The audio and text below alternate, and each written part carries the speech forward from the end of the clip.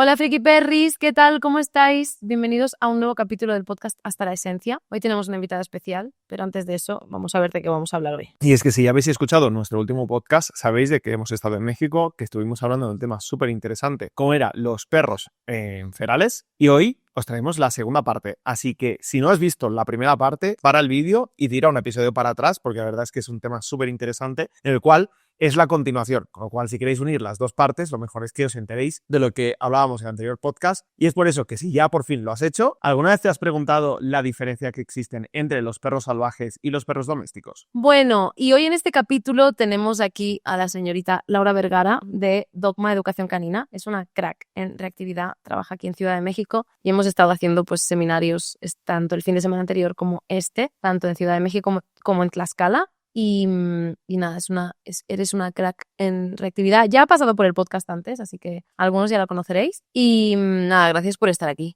Lau. Qué triste, es nuestro último día. Sí, hoy nos vamos a España. Luego al aeropuerto. Sí. Un fin de semana muy Chido. muy intenso, muy cool, muy chido. Muy madre. Muy cañón. Estuvo madre. Muy madrísimo. Pero sí, muy bonito platicar con ustedes. Sí, ¿Qué se da? qué ilusión. Nos hemos pasado bien. Muy bien, muy bien. No lo esperaba. Total. Y aquí tenemos a los CEOs de Dogma. No lo veis, pero aquí abajo está Fausto, que es medio lobo, la madre de la loba, y el padre de Doberman. Ahí está Byron. Byron. Me he seguido. Está meditando. Viendo su perfil. Un poco... Míralo. Tiene un poco de pánico escénico, entonces está gestionando como... Pero nadie le ha obligado a subirse, ¿eh? Que lo sepamos. Y luego aquí está Becker, que es el CEO de Dogma, que es un yayito de 13 añitos, más majo, más bueno, más adorable, más todo. Así que vamos a grabar con ellos, a ver cómo se nos da lo de tener el sofá entre medias de humanos y perros. Veremos, a ver cómo se nos da. Venga. ¡Vamos allá! Así que, ¿qué vamos a ver en el episodio de hoy? Pues primeramente vamos a ver las diferencias que existen entre los perros salvajes y los perros domésticos en diferentes elementos que ahora os iremos explicando. Y lo segundo es que también queríamos comentaros, tal y como comentamos en el podcast anterior, cuál ha sido nuestra vivencia de perros que viven en estado salvaje en México o en semilibertad. Y aquí nuestra super invitada, Laura, también nos va a traer su experiencia de cómo es vivir en México teniendo perros, donde también se van a encontrar con perros salvajes, cómo gestionar las situaciones y algunas recomendaciones por si vosotros también vivís en países en el cual tengáis el mismo problema. Y sobre todo, quédate hasta el final si quieres saber lo que estamos montando en México, porque este país nos ha acogido súper bien. Mil gracias. Y nada, ya estamos platicando cómo volver, cuándo volver. Se vienen cositas, hashtag cositas, muy interesantes. Así que quédate hasta el final si quieres saber cositas que se vienen. Y por otro lado, recuerda que este podcast aparece tanto en Spotify como en YouTube, como que tendrás el resumen en Instagram, como en diferentes redes. Así que si quieres estar al quite de todo lo que vamos publicando, síguenos en @rumbocanino. Luego dejaremos también en la descripción las redes de Laura para que puedas seguirla a ella también. Así que nada, síguenos si quieres también enterarte de todo lo que vamos publicando. Byron está de acuerdo. Muy bien, Byron. Y ahora sí, vamos a empezar a hablar ya de perros en semilibertad, en libertad o en casa. Y la primera parte de diferenciación para mí es clave y como educadores caninos creo que lo hablamos siempre, que es la comunicación, ¿no? ¿Qué diferencias veis, chicos, en cuanto a comunicación en perros ferales o semiferales y en perros en casa? Yo creo que la primera palabra que se me viene a la mente es mucho más asertivos. Son infinitamente más asertivos. Es una barbaridad. Saben comunicarte todo lo que quieren hacer. No exageran los mensajes. Están mucho más ritualizados, ¿no? Sí. Con mucho más... Yo iba a decir eso, que realmente ya existe una ritualización y realmente ya tienen sus propias dinámicas, ¿sabes? O sea, se entienden muy bien. También de ahí que puedan ser muy asertivos porque saben perfectamente dónde están los límites en muchas ocasiones. Total. Hoy estábamos saliendo del centro canino de Tlaxcala y se nos ha acercado un perro semiferal bastante sociable, mestizo de husky, Akita, no sé bien, y se quería acercar a los de aquí de Laura, pero como estaban tensitos hemos decidido que no, entonces yo me he ido a hacer de barrera. Todas las señales, o sea, la cantidad, o sea, una diferencia que veo es que son capaces de emitir mucho más rango de señales. Es como que la variedad de señales es mucho más grande que en un perro que está en casa. O sea, me ha emitido muchísimas señales de apaciguamiento, de miedo, pero a la vez ambivalentes de afiliación también. Y luego al final se ha acercado, también dándome un montón de señales, ha pedido contacto físico y yo me he alejado, ha venido conmigo un momento, me he agachado, he movido un momento el brazo, se ha alejado, me ha dado 1000 señales. O sea, en un minuto han sido muchísimas señales y siento que en casa como que el rango es más corto, ¿no? Tienes menos posibilidades de entrenar realmente cuando estás en casa.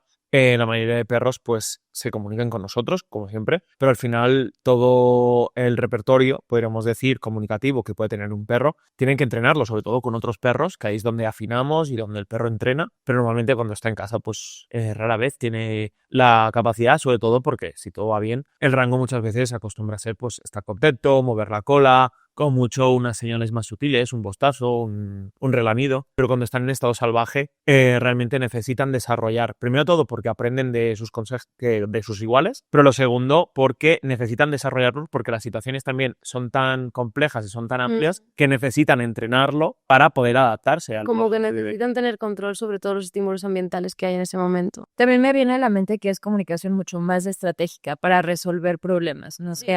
O sea, sí emitir un mensaje muy claro, no nada más el estado emocional, por así decir, y que las personas lo interpretamos, ¿no? Entonces para mí como son mucho más diplomáticos. Sí, o sea, he visto menos conflictos por protección de recursos, muchísimos menos, y si los ha habido, han sido muy asertivos, mucho más mediados, como mucho más leves, resueltos antes, o sea, con mucha... Siento que son muy capaces de prevenir los conflictos. No se los encuentran, los previenen. Porque de eso depende la supervivencia. Bueno, claro, al final, sí. Total. Es muy, muy caro para un perro feral salir lastimado, meterse en un conflicto físico.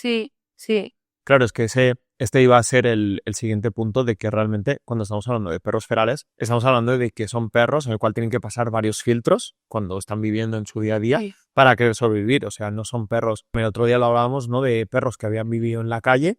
Nuestro guía del cenote era, de donde habíamos hecho el buceo. El de 2 ojos. Sí, de que decía de que su perra había vivido en la calle y se comunicaba súper bien y en el mismo momento que se había metido en casa se había vuelto mucho más reactiva. Claro. Entonces, una de las explicaciones es porque básicamente tu comunicación en muchas ocasiones pasa a no tener consecuencias. Cuando vas atado a una correa, primero de todo, tienes menos libertad, con lo cual te frustras más y la intensidad con la que comunicas es más intensa, pero a la vez, muchas veces, cuando estás en cuidado de una persona, no hay consecuencias reales. O sea, literalmente muchos perros que tienen ciertos problemas de reactividad en ciudad, si fueran en estado salvaje, el segundo día acabarían hechos polvo, porque en un estado salvaje ese tipo de conductas no son toleradas, se intenta mediar siempre, pero realmente la mayoría de perros o de grupos sociales no están de acuerdo con comunicaciones de muchísima alta intensidad, con lo cual, evidentemente, si tú comunicas de una determinada manera y no tienes consecuencias, pues acabas también teniendo un rango poquito más, quizá más disfuncional o quizá menos natural o menos realista que cuando vives en estado natural donde las consecuencias son mucho más terribles. Sí, una cosa que me sorprendió mucho, ¿te acuerdas? Cuando estábamos yendo hacia el centro de buceo. Bueno, en toda la zona de la península de Yucatán, hemos estado varios días allí, y teníamos un coche alquilado, tanto Ricard como yo, y en muchos cruces, muchísimos cruces en toda la carretera de Cobá, toda la carretera de Valladolid, etcétera, había muchos perros mirando, pero incluso dentro de Tulum, había perros en los cruces intentando pasar, o en Playa del Carmen, pasar tranquilísimos, observando por dónde venían los coches. Eso pasa en un perro de casa. El perro está con un brote de ansiedad como una catedral, en plan intentando huir. Esos perros estaban quietos, calculando, vale, ahora puedo pasar por aquí, me espero aquí. Ahora viene un coche por aquí y un coche por allá, me espero. Pero muy tranquilos, o sea, he visto muy poco jadeo en perros en calle. Y cuando los he visto ha sido por interacción con nosotros. De hecho, ¿cómo se llamaba? Bruno, ¿no? En la taquería que había en la carretera ahí de Cobá. El que vivía con el chihuahua aquel.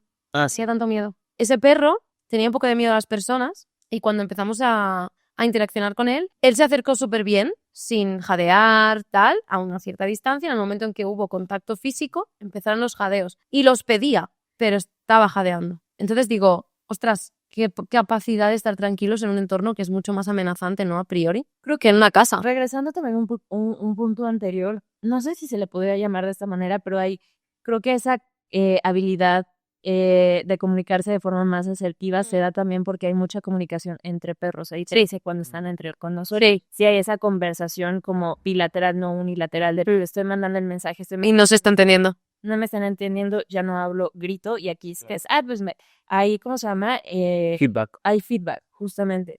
De mi mensaje sí está siendo claro, entonces pues no necesito gritar. Sí, totalmente, 100%. 100%. También nos dejaban muy, muy claros los perros que querían interacción y los que no. O sea, si no querían, no querían. Y sobre todo, también, otra cosa que he visto es cuando ya tenían suficiente, ellos decidían cuándo tenían suficiente. He visto muchos perros que no son capaces de decidir cuándo hay suficiente de una interacción.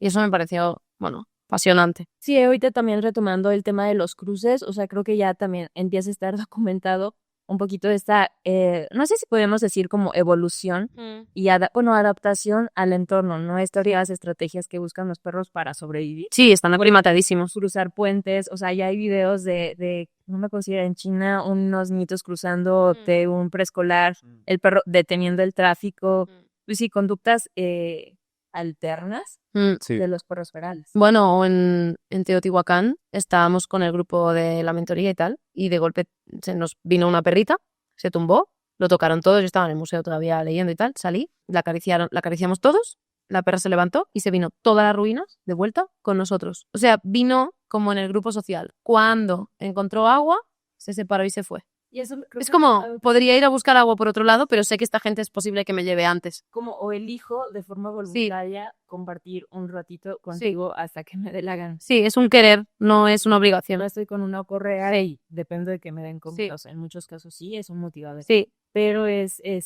disfruto sí, tal cual. dueña, ¿no? Tal cual. O por ejemplo, cuando en Chichén, que estuvimos sentados Sí, viven dos con los perros. perritos, el merlé y la negrita, estuvimos trabajando, por ejemplo, yo la goma de pelo es azul, es muy azul, y se la presenté y como que me la mordió, ¿no? Como interaccionando con la boca. Está grabado, creo, todo esto. Y vinieron 2 veces. No se dejaron tocar, eso tampoco lo necesitábamos. Tú les presentaste el chubasquero, creo recordar. Sí. Interaccionaban bastante con la boca, poco con las patas. También es verdad que he visto menos perros en la calle interaccionando con las patas que con la boca. Bastantes menos. La comunicación química también mucho más segura. No tanta pata para arriba, no tanta ansiedad. Sí, o sea, casi no corren. Y luego, ese mismo perro, el macho de Chichén, nos lo volvimos a cruzar. No nos hizo ni caso. Mira, nos miró, se paró un momento y dijo no. Y se fue a buscar a la otra perrita que estaba en el bar pidiendo comida. Y nos dejó clarísimo que no era el momento de interaccionar con él en ese momento. Yo flipé. Claro, tú vivías en Tailandia, ya los habéis visto en Costa Rica también, pero yo es la primera vez que veo perros en calle, tantos, ¿no? Y flipé mucho, la verdad. Sí, al Muy final, interesante. realmente necesitan desarrollar este tipo de estrategias porque si no, al final no puedes, pero al final también da para reflexión, ¿no? De decir, ostras, nuestros perros también deberían ser capaces, ¿no? De Sí. llegar a ese punto de comunicación. Sí. Y me hace gracia porque muchas veces cuando tenemos perros con unas habilidades sociales más buenas, es como, guau, es el perro súper equilibrado, súper no sé qué, y a veces es como, ostras, ponemos ahí el punto de estar súper arriba, cuando en realidad quizá eso debería ser el estado natural de la mayoría de nuestros perros. Sí. Una capacidad Tal cual. comunicativa relativamente extensa. Debería ¿no? ser el estándar. Asertiva. Sí. Sí, no debería ser un superpoder, sino, o sea, pues sí. Sí.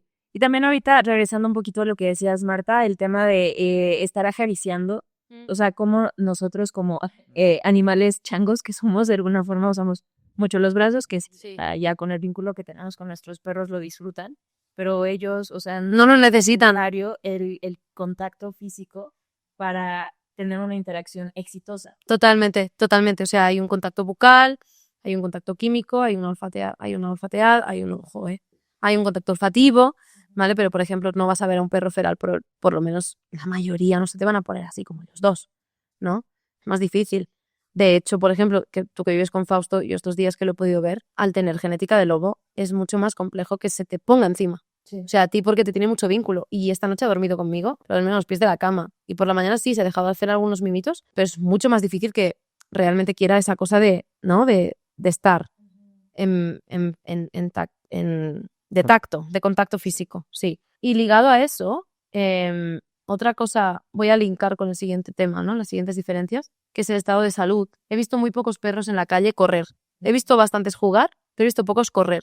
Y siento que también debe haber un punto de ahorro energético por la presión del entorno. O sea, no sabes cuándo vas a volver a comer. Y sí, a lo mejor corres un poco, pero estás buscando, ¿no? Scavenging, buscando comida, forrajeando, buscando, explorando mucho tiempo. Y eso gasta muchos recursos porque el resto del tiempo te lo pasas descansando, durmiendo, viendo la vida pasar. Otra cosa, ¿ves? Saben ver la vida pasar. Saben no hacer nada. Uy, sí. Súper importante ahorita contrastando con los perros que viven con nosotros, la cantidad de actividad física que les metemos cuando es completamente diferente con los perros ferales, ¿no? Sí. Pasan la mayor parte del tiempo en reposo, o sea, neutral, descansando, observando, y los nuestros necesitamos actividad física, 40 kilómetros de correr, arriba, vallas, enriquecimiento, las visitas, salir a la calle con todo el ruido que hay. Es too much. Sí, totalmente. Laura dice eso porque cuando hemos hecho el seminario hemos tenido que evaluar a un border collie, en el cual literalmente la pauta fue hay que trabajar mucho, hay que trabajarle mucho. La sobre todo pauta del física. centro donde estaba, que se lo Exacto. quedaban 3 meses y se lo devolvieron hace un mes a la tutora. Y la pauta que dijo que aplicaban de forma diaria es que cada día corría 40 kilómetros en bicicleta para poderlo cansar. Y claro, es como, wow. Claro, y el perro había empeorado muchísimo la reactividad, las conductas compulsivas, lamido compulsivo, o sea, no, estaba fatal. Entonces nos hemos quedado los 3 con el shock de los 40 kilómetros. Es como, ¿qué haces? Entonces, sí, es posible que un perro en la calle se recorra 40 kilómetros en un día, pero lo va a hacer a trocitos, andando y buscando la comida. Lo va a hacer olfateando, usando sus sentidos, comunicándose, etcétera, ¿no? Otra vez como siendo estratégico con sus Exacto, movimientos. estrategia, ese es el tema, estrategia. Creo que les quitamos la parte estratégica, mucha de la parte estratégica, al quitarles el enriquecimiento, al quitarles el ganarse el pan, les damos la comida en un bol, ¿no? En un bol, pienso, la come. No, tío, eres cazador, ¿sabes? Eres carroñero. Lo normal es que los perros después abran las basuras y se comen lo de las basuras. Es lo normal. Y vamos a la salud, ¿os parece? Porque creo que también ha habido grandes diferencias según la zona donde los hemos visto.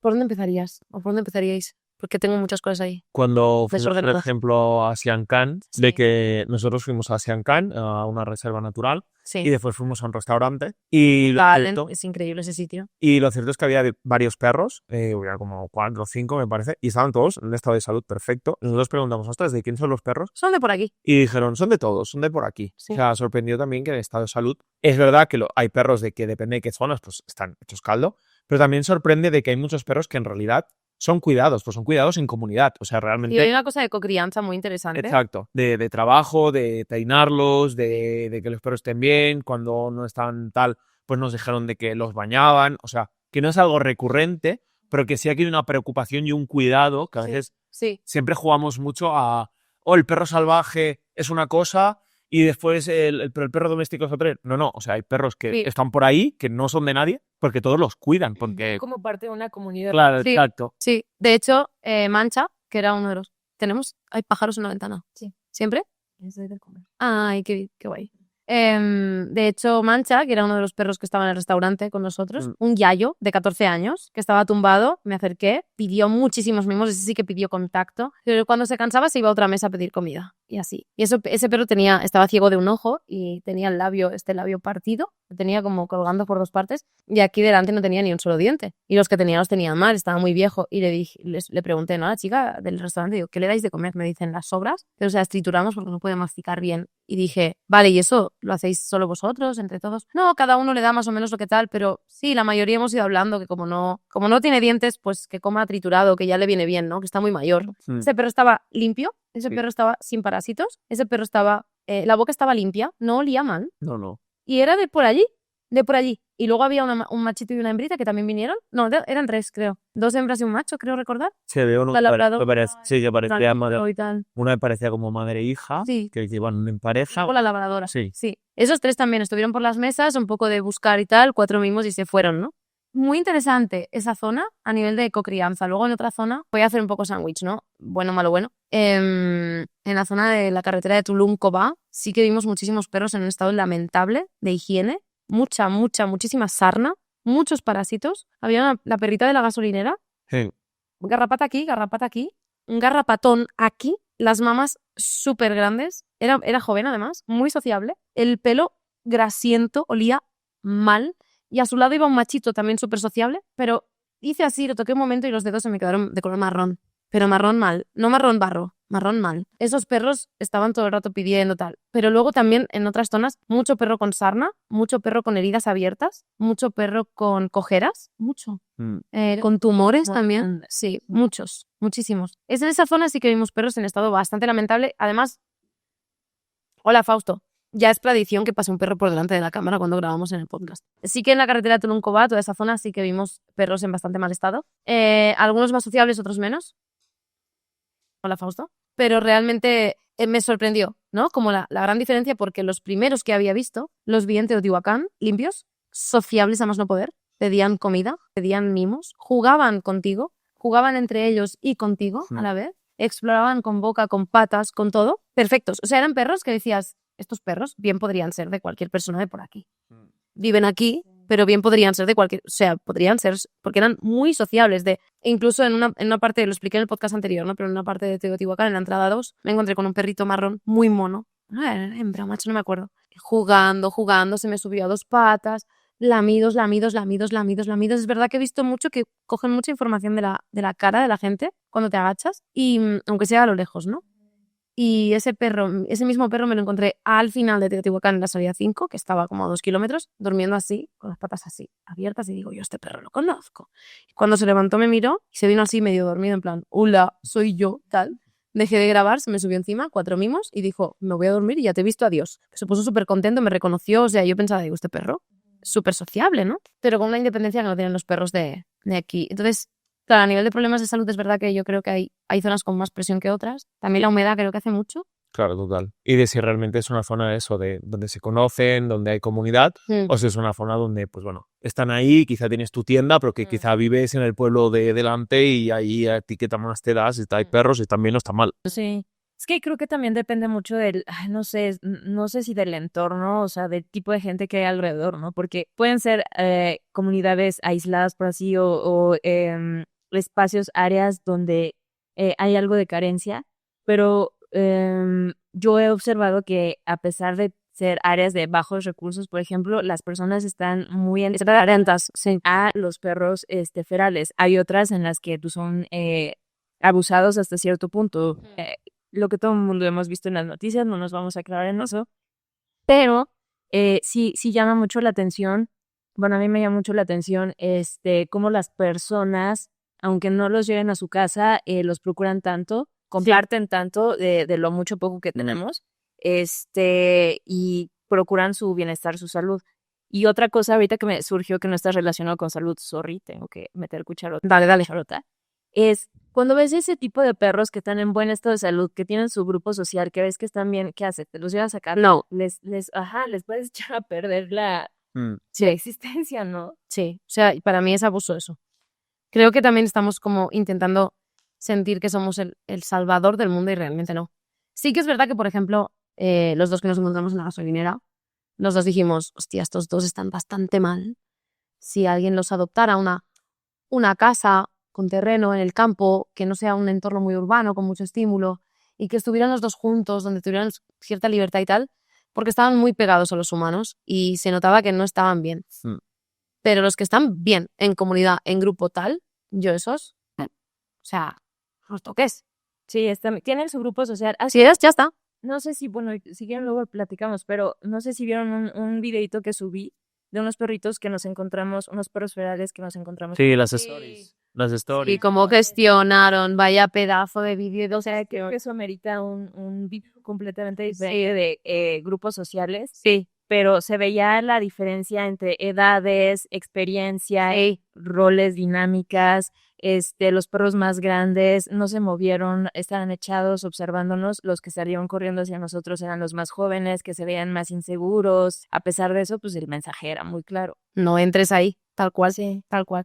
También nosotros notamos en algún momento de no vayamos a para allá. Sí. Ahí no entres. O sea, ese perro está muy tranquilo, pero no entres, no vayas. Porque eso es territorio suyo, no te metas. Entonces creo que también hay que entender también la comunicación. En cuanto a salud, ¿queréis añadir algo más? No, bueno, yo sobre todo el de que más allá, a menos de que sean perros que viven en comunidades, la mayoría de perros ferales en realidad son relativamente siempre jóvenes, porque en realidad viven menos años. Entonces es raro ver perros viejos como muy viejos. Exacto, muy viejos, pues como el que vimos en Punta Allen, que sí, porque está cuidado, porque tal, tampoco sabría decirte qué edad tenía. Me dijeron que 14. Pues sí, son unos 14, pero la mayoría de perros que se van a ver siempre van a ser relativamente jóvenes, porque al final, claro, es que te acabas muriendo. Cuando ya no puedes forrajear, los otros son más rápidos, no te puedes defender. O hay un tema, claro, o vas cojo, cruzas la carretera y no puedes. Encontramos varios perros muertos en la carretera. Sí, hemos encontrado varios, sí. Sí. Con lo cual, bueno, también tener en cuenta, ¿no? De que a veces nosotros cuando viven en casa viven muchísimos años, que los queremos un montón, pero que el estado habitual de un perro no es vivir 14 años, aunque pueda, sino que es vivir 6, 8 añitos seguramente. 9, sí. ¿De acuerdo? A menos que, bueno, pues al final la selección natural hace lo suyo, también puede haber un conflicto, un mal mordisco, una infección y Y ahí salta de que la te cosa. transmitan una leishmania o que te transmitan X por vectores, por parásitos. Pero bueno, también otra cosa que me sorprendió mucho es que nadie hacía filtro entre si le daban cebolla, ajo, chocolate, Sí, de todo. de fruta, o sea, comían absolutamente de todo y decían, no, este aquí lleva 8 años comiendo esto. Y fin, y ya está, nadie se lo planteaba. Entonces, no lo digo como algo despectivo, simplemente era como, hostia, qué interesante, ¿no? Ellos saben, ¿no? O sea, dicen, a veces tienen la capacidad de discernir qué hierbitos les pueden caer bien, dependiendo de cómo. Sí, totalmente, 100%, 100%. ¿Qué más? Y bueno, no, conectando un poco que lo has dicho antes, la capacidad más de autonomía y de dependencia, ¿no? Las diferencias esas que hay entre los dos perros, que al final, bueno, pues tenemos aquí los señoritos, que son 2 lapas, por ejemplo. Pero incluso ellos son independientes, o sea, ellos deciden lo que quieren. Estos 3 en realidad son bastante independientes. Sí, dentro de lo que cabe, pero al final si Laura estaba en el campo, estábamos nosotros y los llamábamos, ¿dónde está Laura? ¿Sabes? O sea, la autonomía siempre va regida un poco también por cómo están por la referencia social. Claro, y la referencia social. En cambio, los perros, pues eso, los ferales, pues están ahí con su grupo, pero realmente pueden alejarse más, realmente, pues como eso, que las ruinas de Chichén Itzá, pues que una se había ido al bar a buscar comida y el otro a saber dónde estaba, o sea, debía estar muy lejos, y aunque después se vayan a buscar, porque es lo normal, lo cierto es que pueden estar juntos, pueden estar separados y eso no supone un gran problema, a diferencia de eso, de que si a nuestros perros pues cogemos y de golpe desaparecemos o nos alejamos o lo que sea, ostras, momento de, ostras, ¿qué está pasando? Pánico, ansiedad. Total. De hecho, una cosa que me encantó ver en las ruinas es que de vez en cuando se juntaban y de vez en cuando uno decía, me voy a buscar comida, y se iba dejando al grupo. Y al cabo del rato lo volví a saber con el grupo, ¿no? Pero hay esa cosa de... Pero también en Teotihuacán vi una perrita que la vi por todas las ruinas, buscando en todos los contenedores. En todos. Y luego la veías con su grupo. Y luego sola. O sea, no sé hasta qué punto también estaba proveyendo de comida, que quizás ahí había un rol. Pero la vi todo el día, porque estuvimos todo el día buscando en contenedores y luego yendo con el grupo. Buscando en contenedores y yendo con el grupo, así todo el día. ¿Qué podemos hablar también de la importancia de los marcajes? Comunicación química.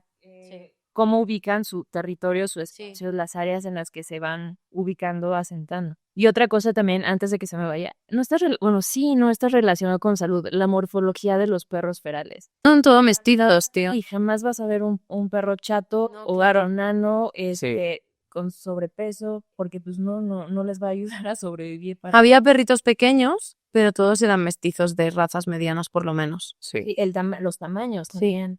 Sí. Razas medianas. Sí, y luego también tallas medianas. Muy pocos nórdicos, también por el clima, o sea, lo que decíamos de los filtros naturales. Estamos intentando meter en México tropical, nos encontramos ¿qué era? ¿Un samoyedo? Sí. En plan, Carmen, un samoyedo a 37 grados a las 3 de la tarde paseando, y nosotros así en plan, ¿pero qué estamos haciendo? ¿No? Y sí había perros de la calle, ¿no? Mestizos con 3 capas de pelo, con toda la profundidad, pero no llegaban al extremo de ser nórdicos. O sea, a lo mejor tenían algo de genética de nórdico, pero no eran nórdicos. O sea, siento que probablemente si nos vamos a Rusia, si nos vamos a Siberia, los perros que nos encontraremos son muy distintos a nivel de morfología. Tampoco nos encontramos ninguno sin pelo, ni uno solo. O con el pelo largo. Todos eran de pelo corto, duro o medio. Sí. Los que llegan a ser, o sea, los que ves en la calle que llegan aquí llegas a ver con perro largo, seguramente es de alguien, o sea, o lo sacó un paitecito que todos millones de nudos. Sí, vimos un perro en la zona de Ontuma y así vimos un perro pastor, un perro de aguas, que en la cabeza bien y todo el resto del cuerpo eran rastas así de gordas, que lo vi con el coche y dije, wow, ¿cómo está esto, no? Pero dije, bueno, a lo mejor vive así desde toda la vida, ¿no? Pero no he visto más perros pelo rizado, solo vi uno, ese. Nada más. Una mezcla de Akita o una mezcla de Husky. Fin. No he visto ninguno tampoco he visto ninguno que fuera con pelo en los ojos. O sea, como Becker, con las cejitas largas que les taparan a nivel comunicativo. Siento que todos los que hay, los ojos están descubiertos, la boca está descubierta, las orejas están descubiertas. Poca oreja larga, caída. Sí, una oreja medio abierta o de punta. Color café. O sea, mucho color café. Crema. Mucha adaptación al medio. Mucho blanco y mucho negro también. Pero todos los órganos sensoriales estaban abiertos para la buena comunicación y la buena percepción, ¿no? Sí, también, ándale, para la buena comunicación, que se vean mis rasgos, Claro. que se vea, o sea, Que se vea bien Pero- de lejos lo que estoy comunicando. Me parece interesantísimo. Porque entiendo que si a ti no se te ven bien los ojos, vas a tener menos probabilidades de vivir bien en la naturaleza. O sea, no. toparte con más conflicto, ¿no? Del Mm, tipo que sea. O se te enreda el pelo y de golpe tienes una infección Claro. o dolor. O más parásitos. Claro, También, más o sea, parásitos. tú tienes más parásitos y tienes el pelo más largo en la cara, pues más todavía de parásitos y que de ahí hay enfermedades. Sí, me hace reflexionar mucho sobre las aberraciones que hacemos los humanos, ¿no? En ese sentido es como estamos creando seres que no estarían preparados para vivir en libertad. Naturaleza, sí. Muy poca deficiencia visual, por eso, porque probablemente no están vivos. Muy poco perro esquelético. Sí que vimos alguno que estaba caquético muy mal, pero puntualmente, muy puntualmente. Seguramente están enfermos. Sí, también Sí. tenían pinta de enfermos. Algún cachorrín solo me encontré, alguno bebé, pero descansando plácidamente en el campo y poco más, la verdad. A nivel de salud es bastante interesante cómo la naturaleza también hace su trabajo. Sí, claro. Es muy importante eso, entender eso también es... No sobrevives a la etapa de cachorro si no eres lo suficientemente apto para llegar a cierta edad. Claro, o sea, no va a sobrevivir un cachorro que tenga moquillo y daños neurológicos por el moquillo. Sí, Así como así. Animación. Fácilmente. Y lo que me da que, justo lo has dicho, ¿no? Perros en medio del campo descansando de forma plácida. Oh, O sea, mientras pasan 1000 coches y camiones. eso para nosotros, o sea, es inviable. O sea, nuestros perros, por mucho que trabajes la calma, por mucho, a menos que seas un perro que esté acostumbrado a vivir en el campo, semilibertad o en espacios súper abiertos, la mayoría de perros que viven en casa realmente solo descansan bien en casa. Fuera pueden estar tumbados, pueden estar a gusto, pero eso de estar plácidamente dormidos, o sea, profundamente dormidos, realmente para nosotros es casi utópico. O sea. Yo solo lo he visto en Lía, en la playa. Cuando estoy todo el día en la playa y no hace calor. Mm. Sombrillita, la perra se tumba a dormir. El único lugar en el que la he visto. Pero también porque no tiene los sentidos activados, no tiene los instintos activados en ese momento, ¿no? Claro. Pero sí. Trataba de pensar que Y también me hace pensar como de las razas, ¿no? O sea, siempre cómo es crear cierto perfil en beneficio de, entonces necesito que haga esto y que esté activo a este punto y que responda de esta forma, cuando la naturaleza, por así decir, requiere de otra cosa completamente diferente. ¿Crees que en el momento en que tú te vuelves muy extra funcional en una parte, te vuelves muy disfuncional en otra? Exacto. O sea, ayer cuando estaba trabajando con Irash, uno de los perros que vino al seminario, que es un Mali de trabajo, con una morfología perfecta y con un instinto perfecto para trabajar. Tengo unas agujetas en los brazos que no son ni medio normales, pero Tú ya trabajando con él. Ah, sí, por aquí el equipo dejará una foto mía trabajando con él, que me las hizo aquí la señora. Hostia, Irash, por su fenotipo, por su tipología, es más disfuncional que Becker en otros aspectos de su vida. Es así, pero en cambio la naturaleza lo que te pide es que seas más generalista. La naturaleza lo que pide es que te sepas adaptar y que seas un poco más generalista, no tan especialista en algo. Porque si eres especialista en algo, luego tienes carencias en otras cosas, ¿no? Entonces, bueno, es interesante porque las especies más especialistas, si os fijáis a nivel biológico, las especies animales y vegetales y de tema protozoos, virus, etcétera, bacterias, más especialistas viven en entornos más extremos, en los que se van a encontrar solo ese entorno, pero un entorno tan variable o con tanto estímulo, la naturaleza te pide que seas generalista. Sí. Que seas, pues eso. Más adaptable.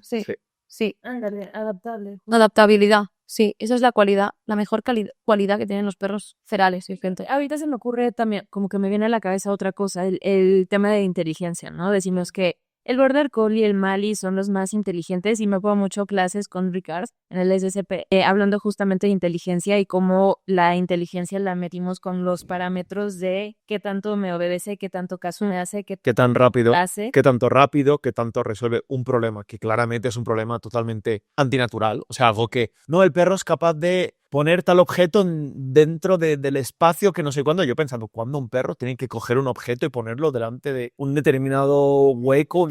Todo va con una relación hacia nosotros, ¿no? Es como el perro con nosotros, entonces será más inteligente. Sí, es muy, muy interesante, ¿no? Y cómo, o sea, vemos estos perfiles de, pon un Border Collie que es muy, muy, muy, muy inteligente y sabe el nombre de 20 peluches, 20 objetos, 100 objetos y los puede meter en su canastita, déjalo un ratito en la carretera, en la selva. Sí. Oh. ¿Qué pasa?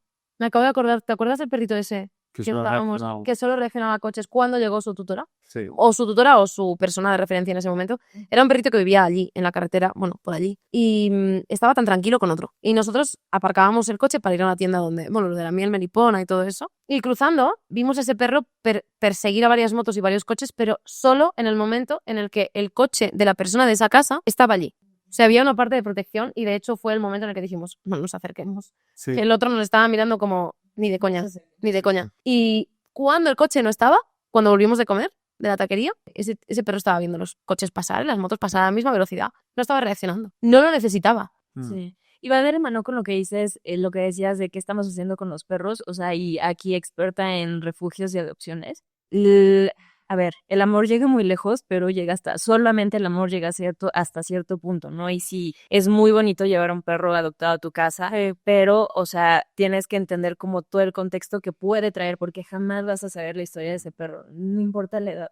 Yo lo siento, pero hay muchos perros de los que he visto en la calle que yo no me los llevaría a mi casa, que están más felices en la calle. Sí. Y ahora me van a decir, pero la calle no es sitio para... Ya, vale, gestionemos la población.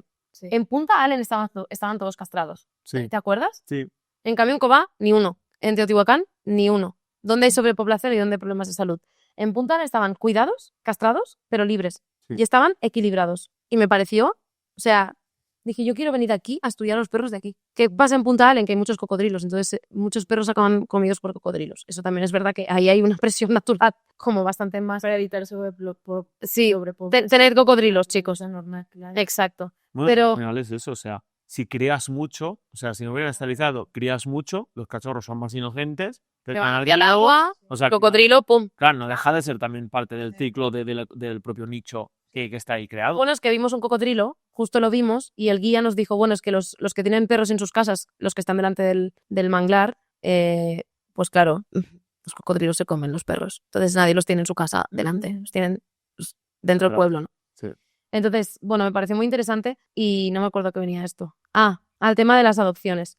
En la carretera de Tulum-Cobá vimos perros que estaban en estado lamentable. Yo allí sí habría hecho alguna actuación veterinaria por temas de zoonosis, porque yo dije, yo vivo aquí y me hincho a picadas de pulga y tengo sarna. O sea, no sé la gente de allí, a lo mejor tiene las mejores defensas. No los vi con muchas picadas, no lo sé tampoco, ¿no? Pero sí que habría hecho alguna actuación veterinaria, creo que sí. Por un tema de bienestar, de salud pública, casi, ¿no? Pues no me los hubiera llevado a casa. Estaban felices allí. La única que te diría tal era la de la gasolinera, que sí que estaba mal. Esa sí que la vi emocionalmente mal en la gasolinera y tal. Muy pendiente. De ese entorno con su grupo social, pues con la mejor, o sea, también se entiende, ¿no? Con la mejor intención, Sí. pero... Atención veterinaria y después llega a un refugio a lo mejor Y tenemos una privación sensorial o tenemos una indefensión aprendida y... tiene que compartir un espacio que seguramente es reducido con muchos perros muy diferentes, cada uno con su tema y desde ahí empiezan los problemas, ¿no? Totalmente. No sé si queda algún tema, chicos. No, creo que Creo que lo hemos tocado tratado todo. bastante todos. Y creo que también hemos tratado el segundo, que es el de nuestra experiencia en México. Y lo que sí que faltaría, y a mí me gustaría mucho, es que nos platicaras un poco sobre, ya me estoy mexicanizando, que nos hablaras un poquito sobre tu perros. experiencia viviendo con tus perros, viviendo en México y encontrándote con perros ferales. Depende mucho de la zona. O sea, en donde yo vivo es poco común. Si encuentras un perrito feral, normalmente o está perdido o es de alguien o lo botaron, entonces se busca entre el chat del parque, los vecinos. Puedes ubicar a los tutores, llevarlo a una veterinaria, en su defecto buscar un refugio. Pero, por ejemplo, en lugares un poco más naturales como Chapultepec, que fue el videíto. Sí, ese parque es increíble, ¿eh? Bueno, sí, es digno.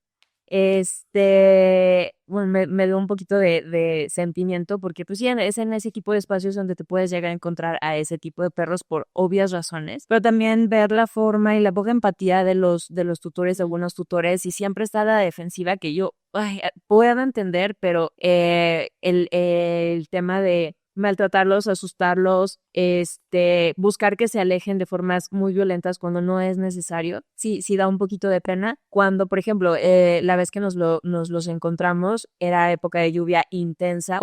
Entonces, pues sí era pues, buscar los croquetitas, dejarles lo más que se pueda de comida. No me los voy a llevar porque no voy a romper ese grupo social. Y sí generar un poquito de comunidad con ellos, ayudarles en medida de lo posible, considerando que no tienen las mismas facilidades que tienen nuestros perros, que pueden comer 2, 3, 4 veces al día. tener sus snacks, compartir comida de la mesa, vivir en un espacio techado que tienen 1 o 300 camas, que pueden dormir en la cama con nosotros, que pueden dormir en la cama de abajo de las cobijas con nosotros, que tienen, sí, son como unas por otras, ¿no? Tienen muchas facilidades a cambio de otras tantas carencias de libertad, por ejemplo. Pero como sí podemos alivianarles o no perjudicarlos en esos momentos, ¿no? De simplemente quieren que su espacio sea respetado, están descansando, están viendo la vida pasar, se están refugiando de la lluvia, a lo mejor tienen frío, o sea, no necesitan que los molestemos más, ¿no? Nada más pues entender un poquito más de los mensajes que están enviando, no tratar de exagerar nuestra comunicación, que también sé que es difícil si no entendemos a nuestros perros en la casa, cómo queremos medio interpretar a los perros de la calle y como vandalizarlos, por así decirlo, Sí. tacharlos de que son perros de la calle, son malos y te van a querer morder y te van a querer masticar el brazo. Total. No es el caso, con todo lo contrario, van a evitar el conflicto a toda costa. Porque son más funcionales, Porque al final. Es que hay una cosa que siempre, yo cuando he tenido clientas online, no sé si te ha pasado también, que vivían en LATAM, en zonas con mucho perro callejero, hablaban de es que los perros callejeros vienen a agredir a mis perros, ¿no? A agredir a mis perros. Y yo ahora que me los he encontrado y los he vivido bastante y hemos hablado bastante contigo y con otras personas de por aquí, siento que realmente hay un punto en el que las personas también vamos a retar a esos perros. Si el perro te está diciendo que no pases, tienes otras opciones para pasar por otros sitios y si no, siempre te puedes esperar a que el perro se vaya, o sea... O hacer las paces, ¿no? Por ejemplo, o intentar... Sabes que están en una zona y que le ladran a las motos, que es muy común. ¿Por qué no antes de pasar a la de a huevo? Pasa poco a poco. Ajá, ¿y por qué no dejarles un puñito de comida y quemarte unos 5 o 10 minutos para que, pues bueno, no te vean como una gran amenaza y que puedan coexistir en la mayor paz posible? Sí, o sea, hablando con Ricardo, que no eres tú, el Ricardo de Teotihuacán, nuestro guía, que es nativo de Teotihuacán, vivió allí, nos decía que realmente el problema lo tenían con las agresiones cuando la gente se metía en los territorios de los grupos sociales de los perros. Y él me preguntó, ¿por qué pasa eso? ¿No? Y estuvimos hablando pues de lo que acabamos de hablar. Y me dijo, es que es verdad que las agresiones de perros ferales a otros perros o a humanos solo ocurren cuando esas personas se meten deliberadamente en el territorio de esos perros, ¿no? O cuando el otro perro, el perro del tutor, no tiene las suficientes herramientas comunicativas como para entender que los otros perros están diciendo, por ahí no. Claro. Y claro, se mete y entonces ahí hay accidentes, ¿no? Lo que hablábamos al principio, están hablando y están siendo súper diplomáticos, el mensaje no está siendo entendido para ellos, les está volando la cabeza de por qué no están, o sea, si no están entendiendo el mensaje tan claro que les estoy enviando, seguramente es una amenaza. Entonces, si es una amenaza, pues sí voy a tener que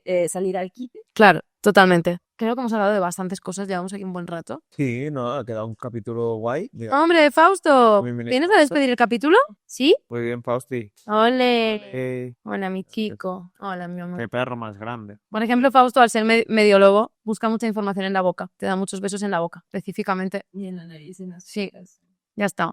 Es como facial, todo. Es enorme este perro. Es muy guapo. La convivencia, ¿no? La co-convivencia, o sea, saber que compartimos un mundo, o sea, sí con nuestros perros, sí con nuestras personas, pero que fuera de nuestra casa hay más animales. Ah, sí, claro. Especies, Obvio.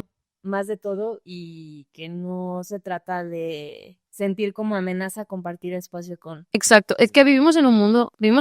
Somos animales nosotros también. Sí, se nos olvida. Si lo entendemos así, o sea, creo que también podemos respetar mucho mejor la naturaleza. Totalmente. Bien. Gordo. Pues ahora que está Fausto aquí, ya estamos todos. Muy bien, Fausti. Ole. Así que, para acabar, ya, yo creo que ya hemos tenido suficiente. Hola, amor. Nada, de entrada, darte las gracias a ti, Laura, por venirte otra vez al podcast, esta vez en persona. Uy, sí, tú bien.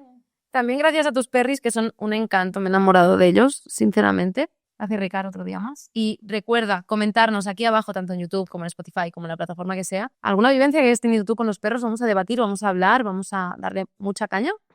Y nada, síguenos en nuestras redes y estate atento para el próximo capítulo, ¿vale? Y nada, simplemente eso. Y recordad de que, bueno, los perros aún tienen mucho por enseñarnos. Nos vemos en el siguiente capítulo. Que vaya bien. Que vayan, Friki Perris. Chao. Adiós.